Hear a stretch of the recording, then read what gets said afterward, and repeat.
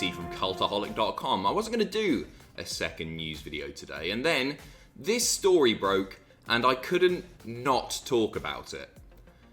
Let's take a look at the headlines. The insane plans for the Revival before their WWE release have been revealed. We have leaked Money in the Bank match images, and a reported WWE release has now sadly been confirmed. This is nuts, right? So remember a few months ago when it was reported that Vince's final plans for the Revival was to be to repackage them as a comedy tag team where they would make their entrances and dress like tag teams of the past. So they would come out like Jim and Brett, the Hart Foundation, to the Hart Foundation's music, or they would be Marty and Shawn and they would be the Rockers, etc., etc. So, that apparently wasn't the final plan. This is courtesy of our friends at bodyslam.net and Cassidy Haynes also, reporting that the final plans for the Revival were to rebrand them as a comedy tag team, give them a brand new look. You may have seen my artist rendering of it in the thumbnail. I did that on my laptop on the touchpad. It's not ideal, but we do have leaked images of what they were going to look like, and we'll take a look at those right now. This is mental. So the idea was that they were going to come out, new comedy tag team, they were going to strip away all of the serious pro wrestling that we know and love them for. They would have a new look, obviously, a new theme music, etc., etc. I don't know what analysis I can possibly give on this image, and we're going to cycle through two alternatives. Yeah, there's another one. So there's the red and the yellow that you saw with the big Shatter Machine clock there. Then you've got the green and the white with the very funny hat. This is insane. And finally, this one, the blue and green number, which is my favourite. You'll see there that they've got the sticks, like I guess Steve Blackman used to use, or Morris dancers. There's definitely a sort of either pirate theme or Morris dancer theme going on here. I don't want to talk about the outfits anymore. So the idea, obviously, here is to bury the Revival before they left the WWE, so people wouldn't take them seriously and they wouldn't invest in them when they pop up in AEW or New Japan or wherever, right? It's the most petty, insane thing that I've seen from Vince in literally minutes, right? It's just crazy. First of all, it wouldn't have worked. Of course it wouldn't. If anything, this would have made the fans who were already keen on the Revival, they would have got behind them more because of the way they've been treated with this ludicrous nonsense. Of course it wouldn't work. This isn't the first time that Vince has tried to do something like this. The one that immediately springs to mind is Dean Ambrose. He was going to get in that feud with Nia Jax, where apparently Nia was going to win before he left the company. Also recently, you could argue that Matt Hardy was buried before his departure to AEW, getting taken out twice by Randy Orton, and then that scheduled match that they had was scrapped also. But this is a different kettle of fish. Thank the Lord that it didn't happen. But as I say, it wouldn't have really done them any damage. It would have just made Vince and co look like a bunch of absolute, I don't want to say it, petty you-know-whats. Mental. Now you see why I had to make a video, right? Next up, onto some leaked images of a very different kind. Now, Money in the Bank is just a few weeks away. Na-na-na-na-na-na-na-na-na-na. Money in the bank, money. You know the song by now. I've done it to death. So, we're just a few weeks away from that. It was reported on last night's SmackDown by Michael Cole and Corey Graves that we would see a pretty big change to the men's and women's Money in the Bank ladder matches. If you haven't heard this is insane too. Strap yourselves in. So, instead of taking place just in the ring and you climb the ladder and you get the briefcase and you become Mr. or Miss Money in the Bank, no. This time it starts on the ground floor of WWE's HQ in Connecticut, and you have to ascend the tower all the way to the top, to the rooftop, at which point you have to climb the ladder, get the briefcase, and then you've won the match. So I guess people are going to start taking the elevator, some are going to go over the stairs. It's going to be a whole lot of fun. I can't wait, to be honest, because it's going to be mental.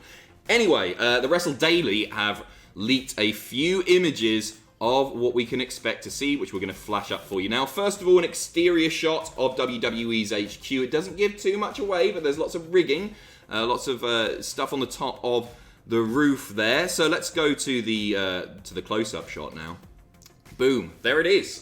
So we've got a wrestling ring. So it's confirmation, basically, that what we're going to see is not just a race to the top and then a ladder, but it's very likely that we're going to see wrestlers race to the top, and then we're going to get a bit of a proper Money in the Bank ladder match when they're up there. Now I've seen these images, I'm actually more looking forward to it, because we're going to get a combination of an actual wrestling match and a lot of, I guess, hardcore zaniness. And I can't wait to see the inside of WWE HQ. That's going to be interesting. I wonder how much damage they're going to cause. Probably enough to have saved some wrestlers' jobs this week. We'll keep you updated.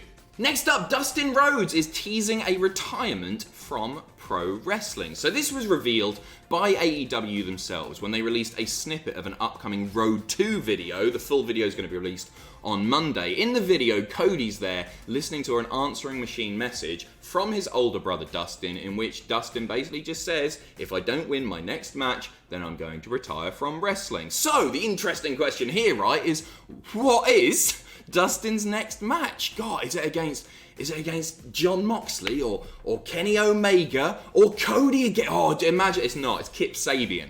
He's going to be facing Kip Sabian as part of the tournament to crown the first ever TNT champion.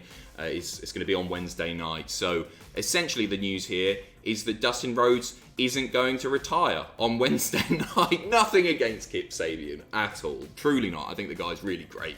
But they're not going to do a retirement match there. He doesn't say, by the way, that he's going to retire if he doesn't become the first TNT champion. That's important to point out. It's just this one match, just to get a few more people watching, essentially. I mean, AEW aren't going to do a Dustin Rhodes retirement match on a random Wednesday night without much fanfare at all. We've seen... All of us have become so much more invested in Dustin Rhodes as both a performer and a human being, especially following his incredibly dramatic, fantastic match with Cody. We're all super invested in him, so they're not going to do it this way, are they? Does he have that much long left in wrestling? I believe in interviews in the past he said that he thinks he's got a few more years before he does hang up his boots, at which point you've got to believe that he would nicely transition into a backstage producer, an agent, a trainer role, whatever. He's going to be in wrestling realistically for the rest of his life, just like Dusty Rhodes is his father. So tune in on Wednesday night for the Kip Sabian versus Dustin match, but it's not going to happen, is it? And finally, unfortunately, some more sad news. We're talking about Kassius Ohno, who was reportedly released from WWE earlier this week. His profile was moved from the active roster to the alumni page on WWE.com, but we didn't really have any confirmation that he had definitely been released by the company, because occasionally those mistakes happen. Like Paul Heyman on the mobile version was on the alumni page too, but he's not being released. Anyway, unfortunately, we do have confirmation here from Dave Meltzer saying Kassius Ohno was part of this week's WWE layoffs. The 40-year-old, returning to WWE in 2016, spent his entirety of the run in NXT, recently becoming part of the NXT UK roster as both a wrestler and a trainer.